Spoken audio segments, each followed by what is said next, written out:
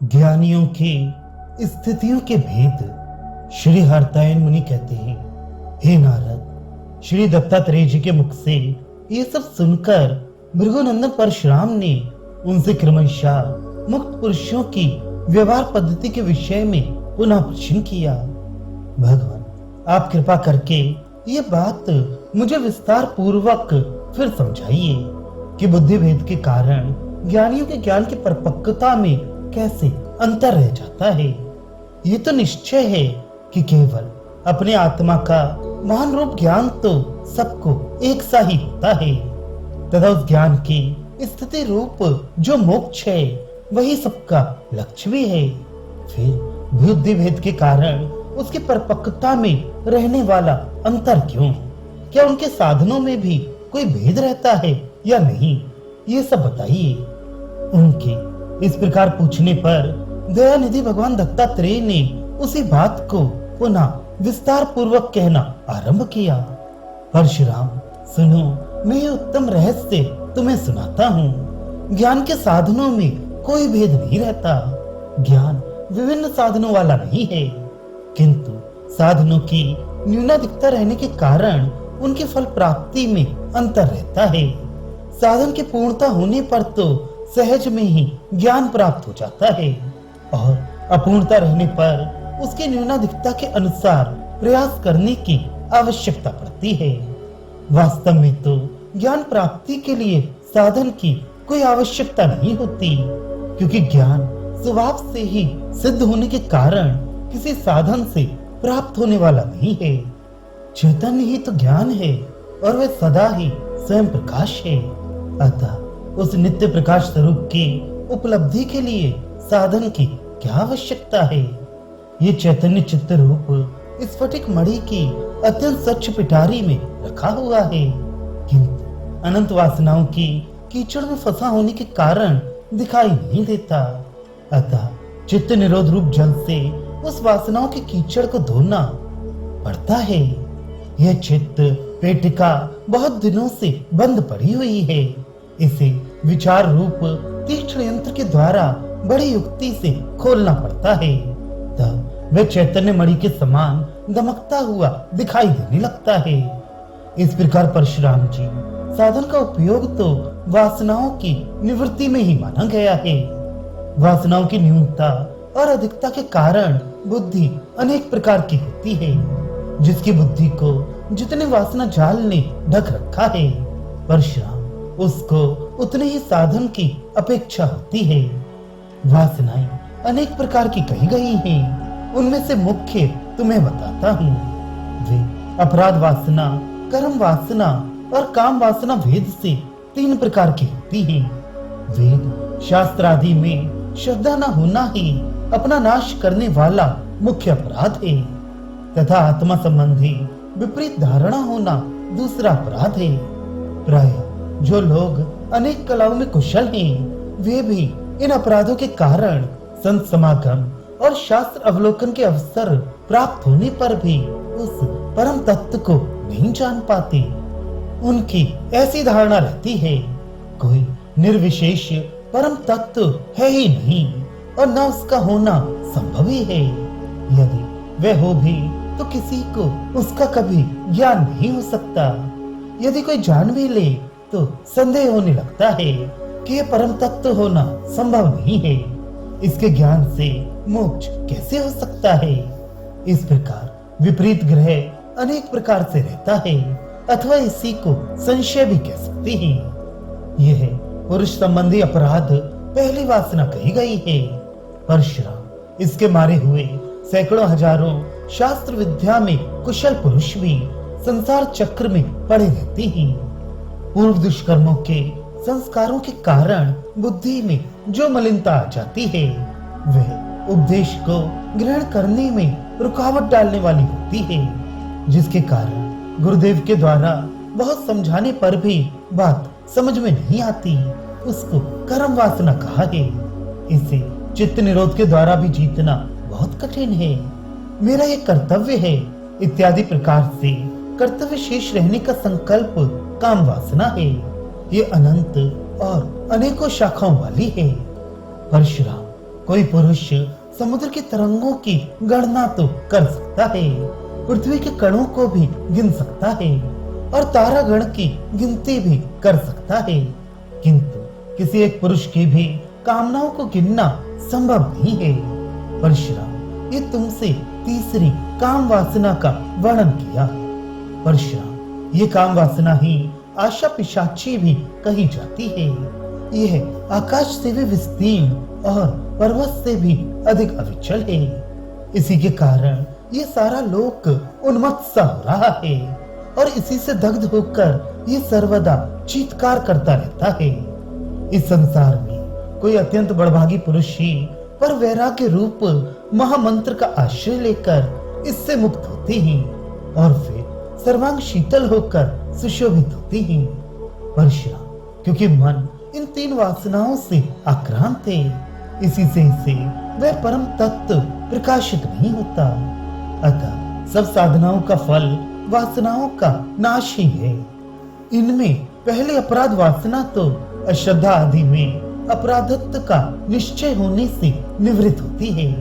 दूसरी कर्म वासना एक या अनेक जन्मों में केवल ईश्वर की कृपा से ही छूट सकती है और तो करोड़ों युक्तियों से भी नहीं छूट सकती। तीसरी काम वासना वैराग्य आदि साधनों से दूर हो सकती है। वैराग्य विषयों में दोष दृष्टि होने पर ही होता है और किसी प्रकार नहीं। परशुराम, उपयुक्त वासनाओं की अल्पता अथवा अधिकता के भेद के अनुसार उनके निवृत्ति के लिए भी अल्प या अधिक भाव की अपेक्षा होती है। इनमें भी सबका मूल और आदि कारण मोक्षता है, कोई और नहीं। मोक्षता के बिना जो श्रवण मनन इत्यादि होते हैं, उनसे मुख्य फल तत्व ज्ञान नहीं मिलता। वे केवल कला मात्र रह जाते हैं और केवल कला मात्र का ज्ञान होने से परम पद की प्राप्ति हो नहीं सकती। मोक्षता के बिना जिन्होंने जो कुछ भी श्रवण या मनन किया होता है, वह तो केवल मुर्दे के श्रृंगार के समान उनके लिए व्यर्थ ही होता है। परशुराम, वह मोक्षता भी यदि मंद हो तो सर्वथा व्यर्थ ही होती है। जिस प्रकार केवल फल सुनकर होने वाली इच्छा सामान्य ही होती है, उससे फल की प्राप्ति नहीं होती। फल प्राप्त सुनने के पश्चात हुई इच्छा कर्म का फल देने वाली नहीं होती। ऐसा कौन जीव धर्मी है जिसे फल सुनकर इच्छा उत्पन्न ना हो। इसलिए जो अकस्मात किसी कारण विशेष से उत्पन्न हो जाती है, उस मुमुक्षुता का फल नहीं होता।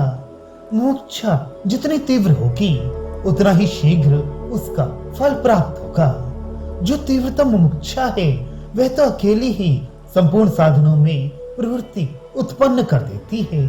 उसी को तत्परता भी कहते हैं। जिसके सब अंगों में अत्यंत दाह हो रहा हो, वह पुरुष जैसे शीत के सिवा किसी अन्य वस्तु की इच्छा नहीं करता, उसी प्रकार जब मुक्ति के सिवा और किसी प्रकार की इच्छा न रहे, तब वह तीव्र मुमुक्षा होती है।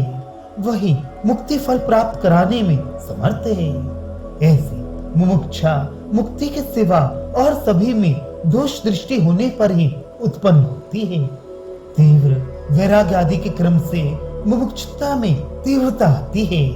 विषयों में दोष दृष्टि होने से ही उनकी आसक्ति को नष्ट करने वाला वैराग्य उत्पन्न होता है।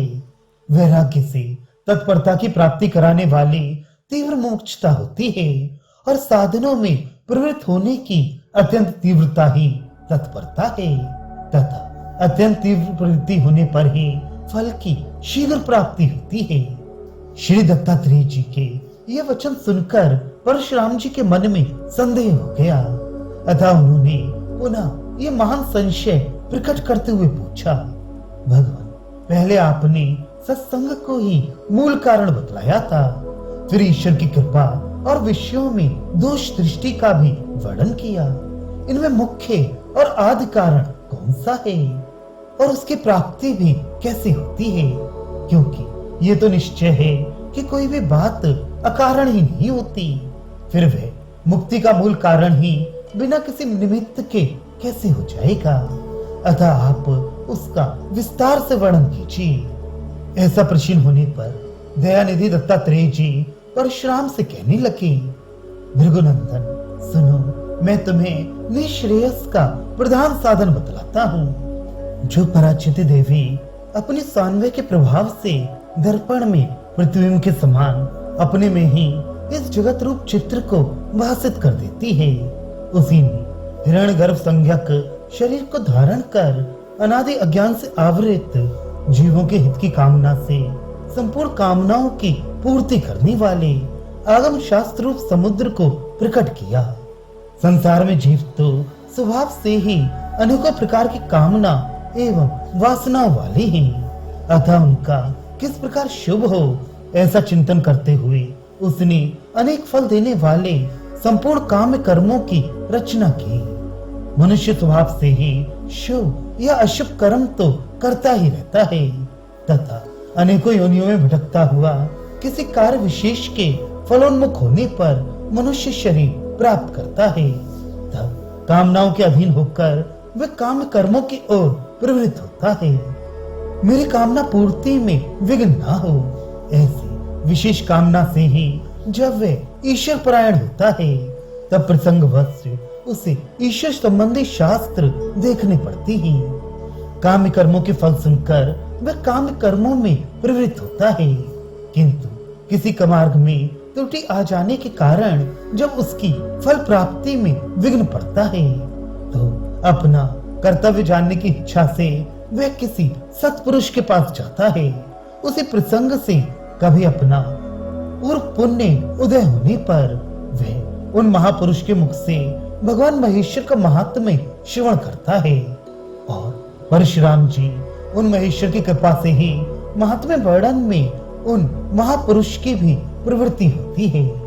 अतः पूर्व पुण्यों का उदय होने पर ही वह सत्संग में जाकर निश्रेयस मुक्ति पद की अत्यंत दुर्लभ सोपान परंपरा सीढ़ी अर्थात साधन पद्धति प्राप्त करता है। इस प्रकार निश्रेयस प्राप्ति का मूल कारण प्राय सत्संग ही कहा गया है। कभी महान पुण्य अथवा उत्तम तप के द्वारा आकाश से घिरे हुए फल के समान अकस्मात भी परम पद की प्राप्ति हो जाती है। अतः कारणों की विभिन्नता होने से निश्रेयस की प्राप्ति में भी भेद रहता है। इसी प्रकार बुद्धियों के भेद, वासनाओं की न्यूनाधिकता और साधनों के तारतम्य से भी ज्ञानियों की स्थिति अनेक प्रकार की होती है। जिसके बुद्धि में स्वभाव से ही वासनाओं की कमी होती है उसे थोड़े से साधन से ही पूर्ण ज्ञान प्राप्त हो जाता है। जिसका मन स्वभाव से ही शुद्ध है और लेश मात्र भी वासना नहीं है उसे किसी थोड़े से निमित्त से ही महान ज्ञान हो जाता है। जिसका मन स्वभाव से ही वासनाओं से अत्यंत भरपूर है उसे ज्ञान हो भी जाए तो भी ढका सा रहता है। वही जब बहुत साधना करता है तो बहुत काल व्यतीत होने पर उसका ज्ञान पूर्ण होता है। इसी से ज्ञानियों की अनेक प्रकार की स्थिति देखी जाती है। भृगुनंदन, ये स्थिति का भेद चित्त शुद्धि का भेद रहने के कारण होता है। अतः वासनाओं के कारण बुद्धि में आवरण की न्यूनाधिकता रहने के कारण भिन्न भिन्न कोटि का ज्ञान देखा जाता है और इसी से स्थिति में भी भेद रहता है। परशुराम, तुम ज्ञानियों की पारस्परिक स्थितियों का भेद तो देखो। ब्रह्मा, विष्णु और महादेव ये तीनों स्वभाव से ही ज्ञानी हैं, किंतु देखो अपने स्वभाव सिद्ध गुणों के कारण उनकी स्थितियों में कितना भेद है। इनके ज्ञान में किसी प्रकार की मलिनता तो बताई नहीं जा सकती, तथापि स्वाभाविक गुणों का प्रभाव तो अलग ही होता है। जिस प्रकार किसी ज्ञानी का गोरा शरीर सांवला नहीं हो सकता, इसी प्रकार उसके चित्त का स्वभाव भी नहीं बदल सकता। परशुराम, तुम हमको ही देखो। महर्षि अत्रि के हम तीनों पुत्र ज्ञानी हैं, किंतु दुर्वासा, चंद्रमा और मेरी स्थितियों में बड़ा अंतर है। दुर्वासा क्रोधी है, चंद्रमा कामी है और मैं सब प्रकार के लिंग और संग का त्याग किए हुए हूँ। वशिष्ठ को देखो, वे बड़े कर्म कांडी और सनक आदि सन्यासी हैं। नारद जी भक्ति भाव में लीन रहते हैं। शुक्राचार्य दैत्यों का पक्ष लेकर कविता करने में लगे रहते हैं और बृहस्पति जी देवताओं का पक्ष लेने वाले हैं। व्यास जी बड़े वाद कुशल हैं और शास्त्र रचना में तत्पर रहते हैं। जनक को देखो, वे राजा हैं और भरत राज्य का त्याग करने वाले हैं। इसी प्रकार तुम और भी अनेकों भिन्न स्थिति वाले ज्ञानियों को देख सकते हो। भृगुनंदन, इसमें जो रहस्य है वह मैं तुम्हें बताता हूँ, श्रवण करो। मैंने ऊपर जो 3 प्रकार की वासनाएं बतलाई हैं, उनमें दूसरी कर्म वासना, जिसका स्वरूप मूर्ता ही है, सबसे बढ़कर है। जिनके चित्त में उसका लेश मात्र भी नहीं होता, वे लोग बुद्धिमान होते हैं। अपने निमित्त कर्म का अभाव होने के कारण उनमें अपराध वासना भी नहीं होती। ऐसी स्थिति में यदि अभ्यास के द्वारा उनकी काम वासना सर्वथा निवृत्त ना भी हो, तो भी वे ज्ञान की प्राप्ति के प्रतिबंध का नहीं रहती। फिर उन्हें वैराग्य आदि साधनों की भी विशेष आवश्यकता नहीं रहती और न पुनः पुनः मनन या समाधि की ही अपेक्षा रहती है। एक बार श्रवण करने पर ही तत्काल उसका कुछ मनन और निधिध्यासन भी हो जाता है और वे निसंदेह होकर उस परम पद को जान लेते हैं तथा जनक आदि की तरह जीवन मुक्त हो जाते हैं। उनकी बुद्धि बहुत सूक्ष्म और निर्मल रहती है, इसलिए अपनी काम आदि वासनाओं को उन्होंने उनके विपरीत अभ्यास करके क्षीण नहीं किया। इसलिए उस परम पद को जान लेने पर भी वे पहले ही से विद्यमान काम आदि वासनाएं उसमें पहले ही की तरह बराबर नहीं रहती हैं। उनसे उसकी बुद्धि कभी लेश मात्र भी लिप्त नहीं होती। विद्वान लोग उन्हें मुक्त और बहुमानस कहते हैं। परशुराम, जिनका मन कर्म वासना के कारण अत्यंत मूढ़ हो गया है, उसे साक्षात शंकर जी उपदेश करें तभी कभी ज्ञान नहीं हो सकता। इसी प्रकार सुदृढ़ अपराध वासना वालों को भी कभी ज्ञान नहीं होता। जिसमें अपराध और कर्म रूप वासनाएं कम हैं, किंतु काम वासना अधिक है, परशुराम, उसे बहुत श्रवण मनन और समाधि का अभ्यास करने पर चिरकाल में बड़ी कठिनता से ज्ञान होता है। उसका व्यवहार बहुत कम रहता है। अभ्यास की अधिकता से जब उसका मन नष्ट प्राय हो जाता है तो वे वासना शून्य हो जाता है।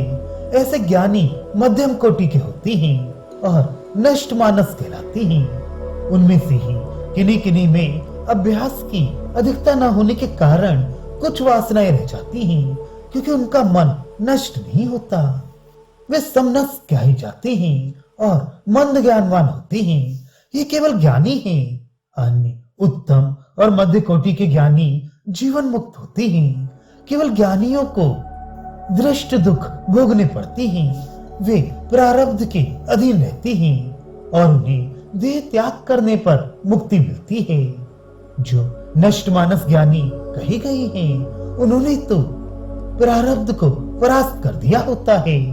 मन की भूमि पर ही प्रारब्ध रूप बीज से भोग रूप अंकुर उत्पन्न होता है, किंतु इनकी मन रूपी भूमि रहती नहीं।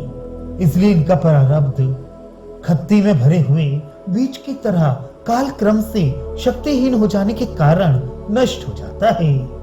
अब बहुमानस ज्ञानियों का वर्णन करते हैं। जिस प्रकार कोई अत्यंत बुद्धिमान पुरुष एक साथ 10-5 काम करता है और उनमें कोई त्रुटि भी नहीं आने देता, इसी प्रकार ज्ञानियों में भी क्रिया कौशल से संपन्न ऐसे अनेकों महापुरुष देखे जाते हैं। जिस प्रकार एक ही आदमी एक साथ चलता, बोलता और हाथों से काम करता देखा जाता है, यहाँ एक ही मन से एक साथ 3 कार्य कैसे हो सकते हैं? अध्यापक वर्ण भेद में रहने वाले विद्यार्थियों के अशुद्ध उच्चारण और अनुच्चारण को एक साथ ही देख लेता है। परशुराम, तुमने जिस है राज्य शस्त्रार्जुन नाम के शत्रु का वध किया था, वह अलग अलग अनेकों शस्त्रों से एक साथ ही युद्ध करता था और ऐसा बुद्धिमान था कि इसमें कभी चूक नहीं पड़ती थी। वह सब तुमने देखा ही था। इन सब का मन जैसे अनेक रूप होकर अनेक प्रकार के कार्यों को उनके क्रमानुसार संपन्न करता है, वैसे ही जिन उत्तम ज्ञानियों की आत्मदृष्टि में बाहर जाने पर भी कभी कोई अंतर नहीं पड़ता, वे बहुमानस कहलाती हैं। उनका अलग अलग प्रारब्ध जैसे जैसे उनके मनोभूमि में अंकुरित होता है, वैसे वैसे ही वह पुनः पुनः ज्ञानाग्नि से दग्ध हो जाता है। प्रारब्ध रूप बीज का अंकुर है सुख दुख की प्राप्ति, और उसका फल है सुख दुख पर विचार करना। किंतु जब अंकुर ही जल गया तो फल कहां से होगा? केवल स्वभाव सिद्ध अनुसंधान के द्वारा ही उनका व्यवहार चलता है। जैसे कोई कोई प्राण पुरुष बच्चों के साथ खेलते समय पत्थर के, हाथी आदि किसी खिलौने के फूट जाने पर प्रसन्न या उदास होता देखा जाता है, उसी प्रकार ये बहुमानस ज्ञानी भी व्यवहार में हर्षित और दुखित होते देखे जाते हैं। जिस प्रकार किसी अन्य कार्य में लगे हुए पुरुष को ऊपर ही से हर्ष शोक होते हैं, अंतःकरण से नहीं, उसी प्रकार तरह तरह का व्यवहार करते समय भी उनकी स्थिति सर्वत्र समान होती है। ये बुद्धिमान ज्ञानी अपनी वासनाओं के नाश के लिए विरुद्ध वासनाओं का अभ्यास अथवा मनोनिरोध आदि नहीं करते, अतः पूर्व वासनाओं का नाश न होने के कारण कभी कभी उनमें से किसी की अनुवृत्ति हो जाती है। इसी से इन उत्तम ज्ञानियों में से कोई कर्मनिष्ठ, कोई कामी और कोई क्रोधी, इस प्रकार तरह तरह के आचरण वाले देखे जाते हैं। ऊपर जिस समनस्मन ज्ञानी का वर्णन किया, उसने भी संपूर्ण दृश्य का असत्यत्व तो निश्चय कर ही लिया होता है, तथा स्वरूप अनुसंधान और समाधि के समय उसे अन्य कुछ भासता भी नहीं है, किंतु अन्य अवस्थाओं में उसे हर्ष विषाद आदि हो जाते हैं। वास्तव में तो स्वरूप का अनुसंधान ही समाधि कहा जाता है और कुछ नहीं। एक निर्विकल्प स्वरूप आत्मा ही सर्वदा सबके आश्रय रूप से स्फुरित हो रहा है।